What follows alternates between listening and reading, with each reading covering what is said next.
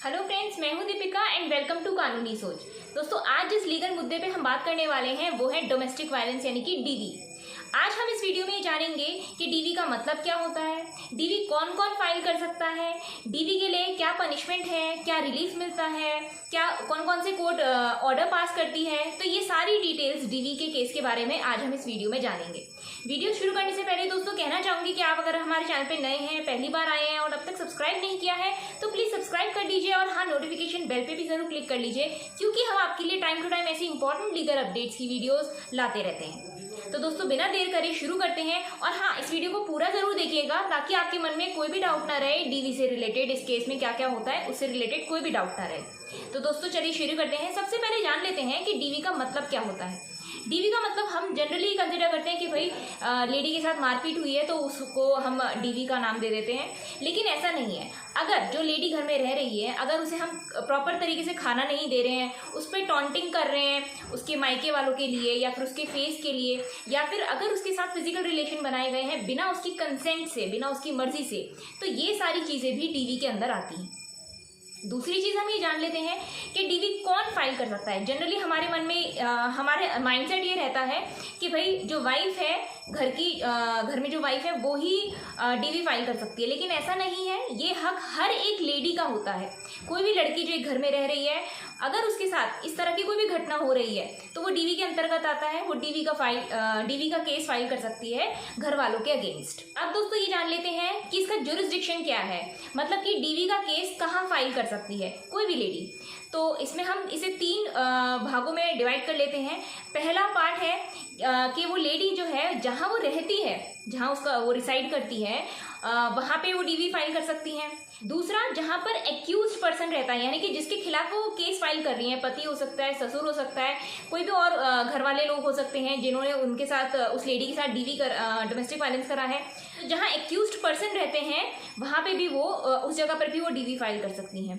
तीसरा भाग है इसमें कि जहां पर कॉज ऑफ एक्शन हुआ है डीवी का, यानी कि एक्चुअल में डीवी जहां उस लेडी के साथ हुआ है। मान लीजिए हस्बैंड वाइफ कहीं पे भी आउटिंग पे गए, घूमने गए और वहां पे उनके बीच कोई झगड़ा हुआ और वहां पे हस्बैंड ने जो है वाइफ को बहुत ज्यादा मारा पीटा, उसके साथ डोमेस्टिक वायलेंस करा। तो उस जगह पर भी जहां पर ये सब हुआ वहां पे भी वो लेडी डोमेस्टिक वायलेंस का केस अपने हस्बैंड के खिलाफ फाइल कर सकती है। अब हम जान लेते हैं कि कोई भी लेडी डीवी का केस कैसे फाइल करेंगी। तो दोस्तों इसे हम 2 भागों में डिवाइड कर लेते हैं। पहला है कि वो लेडी जो है वो अपनी जिला के प्रोटेक्शन ऑफिसर को रिटन में दे सकती हैं कि भाई मेरे साथ ऐसे ऐसे हुआ है कि मेरे घर वालों ने मेरे साथ डीवी करा है, तो मेरे को ये मेरी शिकायत है। तो हर एक जिले का प्रोटेक्शन ऑफिसर एक अपॉइंट होता है जो इन सब मैटर्स में देखता है। तो जैसे ही प्रोटेक्शन ऑफिसर के पास वो रिटन एप्लीकेशन जाएगी तो वो इस केस में इन्वेस्टिगेट करेंगे, इस केस को आगे बढ़ाएंगे। दूसरा भाग होता है कि अगर वो लेडी प्रोटेक्शन ऑफिसर के पास ना जाके उसको रिटन एप्लीकेशन ना देकर वो सीधा मजिस्ट्रेट के पास भी जा सकती है, यानी कि वो सीधा कोर्ट में भी डीवी का केस फाइल कर सकती हैं उन लोगों के खिलाफ जिन लोगों ने उन पर डीवी करा है। इसमें दोस्तों एक ध्यान देने वाली बात है, अगर वो लेडी चाहती है कि भाई वो पुलिस में, थाने में जाके कंप्लेंट फाइल करे डीवी के लिए, तो ऐसा नहीं होता है। पुलिस वाले जो है वो 498A में उनकी कंप्लेंट फाइल कर सकते हैं। वो भी पहले लेडी को विमेन सेल में जाना पड़ता है उसके बाद। तो यहाँ पे डीवी का जो केस है वो थाने में फाइल नहीं होता। या तो लेडी के पास 2 ही ऑप्शन है, या तो वो प्रोटेक्शन ऑफिसर को दें रिटर्न में या फिर वो कोर्ट में दें, मजिस्ट्रेट के पास। अब यहाँ पे कंप्लेंट मिलने के बाद कोर्ट के पास 3 दिन होते हैं। 3 दिन के अंतराल में उन्हें इस मामले का संज्ञान लेना होता है। वो क्या करते हैं, कोर्ट क्या करती है, प्रोटेक्शन ऑफिसर के थ्रू हस्बैंड को समन भेजती है कि भाई आपके खिलाफ ऐसे ऐसे डीवी का केस फाइल हुआ है। फिर वो आगे प्रोसीड करते हैं केस में और उन्हें 60 डेज के अंदर अंदर उस केस को खत्म करना होता है। लेकिन हालांकि ऐसा प्रैक्टिकल हो नहीं पाता है, क्योंकि कोर्ट को बहुत सारे चीजें देखनी पड़ती हैं, बहुत सारी चीजों को एग्जामिन करना पड़ता है, बहुत सारे ऑर्डर पास करने पड़ते हैं। तो उस केस में इसीलिए ये जो है सालों तक चलता है। कोई लिमिट नहीं है डीवी के केस में, इसलिए कभी तक भी चल सकता है, कितने सालों तक भी खिंच सकता है। अब हम समझ लेते हैं कि अगर कोई लेडी डीवी का केस फाइल करती है तो कोर्ट उसमें कौन कौन से ऑर्डर पास कर सकती है।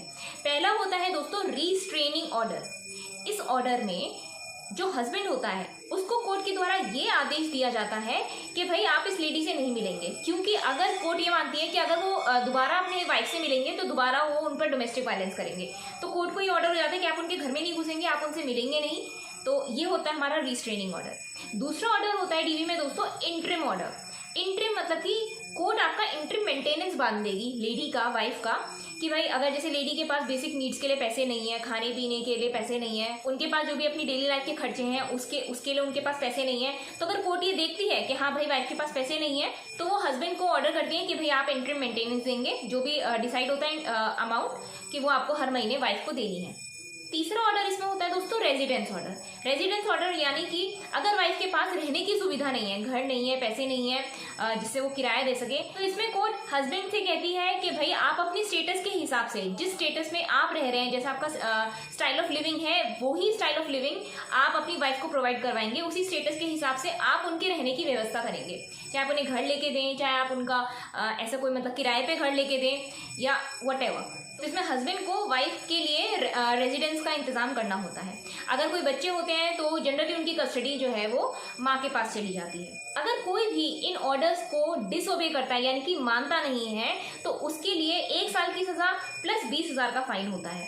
और केस के अंत में, केस के एंड में अगर ये कोर्ट को लगता है कि जो डीवी का केस फाइल हुआ है वो सच्चा है, वो सही है, मतलब कि जो केस है वो वाइफ के फेवर में डिसाइड हो जाता है, तो यहाँ पर जो एक्यूज्ड पर्सन है, जो हस्बैंड या फिर जो लेडी के घर वाले हैं जिनके खिलाफ केस है, उनको 3 साल की सजा प्लस फाइन या फिर दोनों से उनको दंडित कराया जा सकता है। तो ये था पूरा डीवी का प्रोसीजर उन लेडीज के लिए जिनके साथ सही में डोमेस्टिक वायलेंस हो रहा है, उनके घर में मारपीट हो रही है या और भी प्रताड़ित किया जा रहा है उन्हें, तो वो इस तरह से डोमेस्टिक वायलेंस का केस फाइल कर सकती है कोर्ट में। ये सारी चीजें जो इस वीडियो में बताई गई हैं ये आपके लिए काफी यूजफुल होंगी। अगर आपको वीडियो पसंद आई हो तो इसे लाइक और शेयर कर दीजिए। दोस्तों अगर आपकी कोई भी क्वेरीज हैं तो आप कमेंट सेक्शन में मेंशन कर सकते हैं, या आपको लगता है कि भाई मेरे को इसमें जानना है, इसके बारे में जानना है, इसके बारे में वीडियो बननी चाहिए, आप कमेंट सेक्शन में बता सकते हैं। मैं पूरी कोशिश करूंगी कि उस पर वीडियो ला सकूँ, आपकी प्रॉब्लम सॉल्व कर सकूँ।